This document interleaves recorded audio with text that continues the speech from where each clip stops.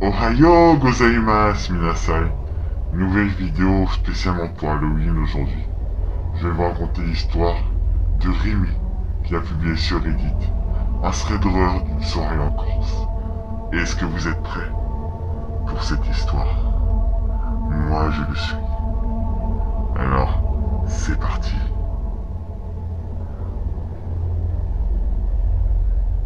Il raconte son histoire ainsi, Rémi.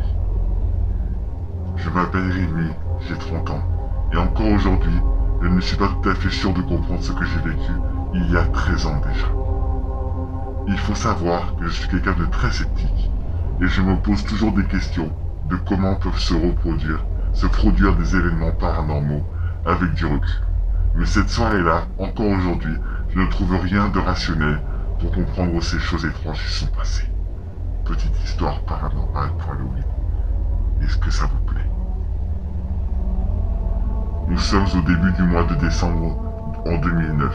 À cette époque, je suis parti vivre un an dans la ville de Moriani, en Corse avec ma mère. Et il y a deux choses à savoir à cette période. C'est que 1. Le mois de décembre à Moriani, à cette époque, tout est vide. Et 2. Je ne connais pas grand monde.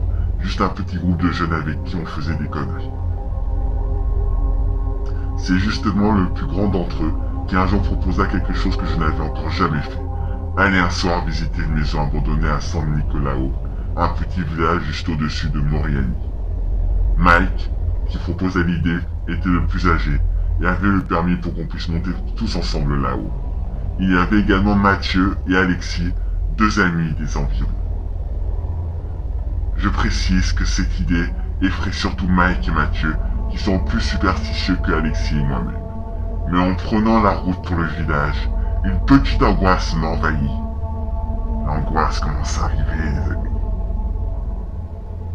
Je ne crois pas peut-être aux esprits, mais la folie humaine m'effraie, et on ne sait jamais ce qui peut arriver.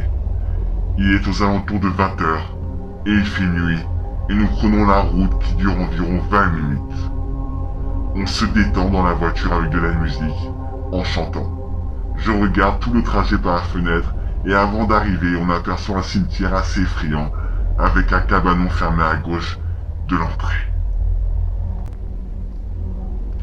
Une fois arrivé au village, on se gare à 2 pas de la fameuse maison, et à peine la musique de la voiture éteinte que l'ambiance change d'un coup.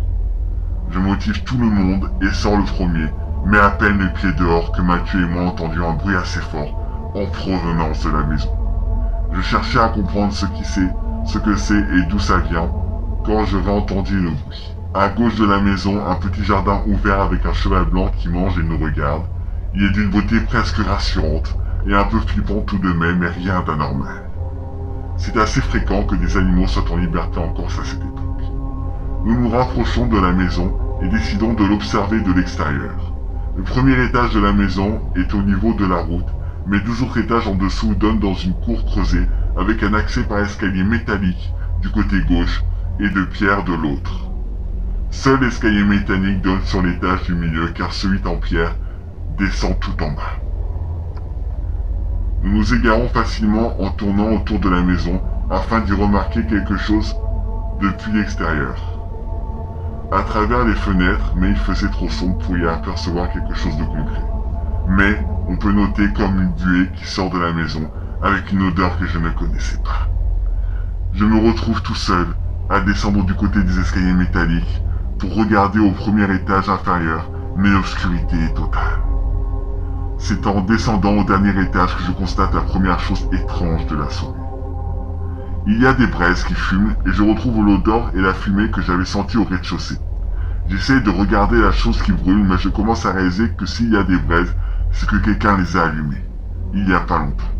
Je remonte et passe en vitesse devant le premier étage, puis je tilte quelques secondes avant de redescendre pour observer la fenêtre, et là je suis confronté à un des plus gros mystères de ma vie. Il n'y a aucune fumée et aucune odeur, alors que la fumée et l'odeur remontent pourtant bien jusqu'en haut. Ce que je constate, quelques secondes après être retourné devant l'entrée de la maison pour y consacrer la fumée en sortir. Je me penche pour regarder vers le bas et je vois bien la fumée sortir de l'étage le plus bas, puis se couper et finir par ressortir par le dernier étage. Quelques, quelques bugs et minutes plus tard, j'entends les autres crier mon nom de l'autre côté du bâtiment. Je les rejoins et ils me disent de descendre, de les rejoindre à l'étage le plus bas par les escaliers en pierre. Ils sont devant une porte en bois fermée et veulent l'ouvrir pour voir ce qu'il y a derrière. Par prudence, je leur dis que les lieux est peut-être pas si abandonné, donc je les mets en garde. Mais Mike et Alexis veulent quand même ouvrir la porte.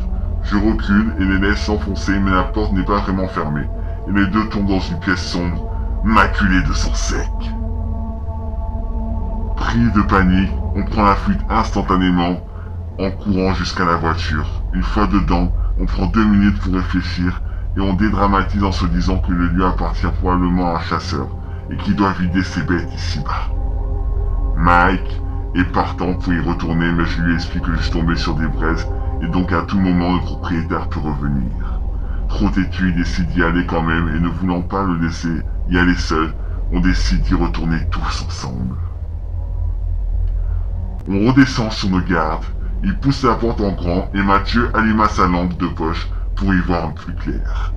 On aperçoit dans le fond de la pièce une table avec quelque chose qui brille, puis finalement, on voit brièvement le cadavre d'un animal dépecé. Dégoûté, je décide de ressortir et les autres finissent par me suivre jusqu'à la voiture. On décide de rentrer encore un peu sous le choc, mais la soirée ne s'arrête pas là.